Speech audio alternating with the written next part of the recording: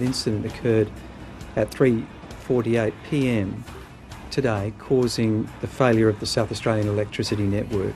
This is a superstorm. An extreme weather event. An unprecedented perfect storm, if you like. 80,000 lightning strikes. It's obviously been a pretty dramatic event. 2 tornadoes ripping through the centre of our state. 20 massive power towers blown over because of the velocity of the winds. And that was the immediate cause of the blackout. I can't believe that my state is in darkness at the moment. How in 2016, in a first world country, we could lose the power for 1.7 million Australians. This is a disgrace. How did this happen? This would happen to any system anywhere in the world if they had a similar circumstance. Clearly, when you lose power across the state, there's going to be a number of dramatic consequences. If heads have to roll, so be it.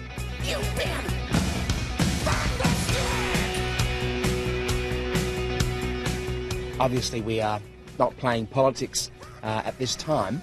Oh, right. I regret to say that a number of the state Labor governments have, over the years, set priorities and renewable targets that are extremely aggressive. South Australia gets 41% of its power from predominantly wind. We've relied too much on wind rather than baseload renewables. Extremely unrealistic. What I'm not going to do is allow this government to blame renewable energy for cyclonic winds and for a superstorm. This was a weather event. This was not a renewable energy event. The generators don't work when the wind is blowing too hard. The blackout shows us that we need more renewable energy, not less, and those storms were fuelled by global warming. If you are stuck in an elevator, if the lights won't go on, you are not going to be concerned about the particular source of that power. It's regrettable that people would leap to a political criticism at this time. I think it's disgraceful. It was ignorant rubbish. You've got Barnaby Joyce out there with his jihad against wind farms. Wasn't working too well last night because they had a blackout.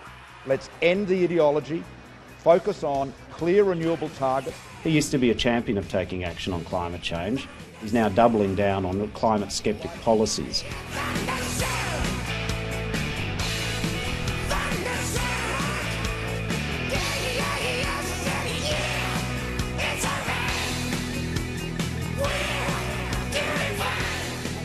We need answers. There needs to be an independent inquiry, independent of government. A lot of politicians are going to duck for cover.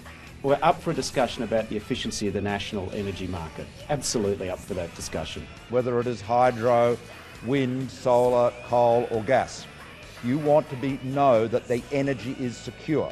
South Australia was the laughingstock of the nation because we didn't have power. Of course, there'll be elements which have not worked perfectly, and we'll review each of those things. Energy security is this government's number one priority.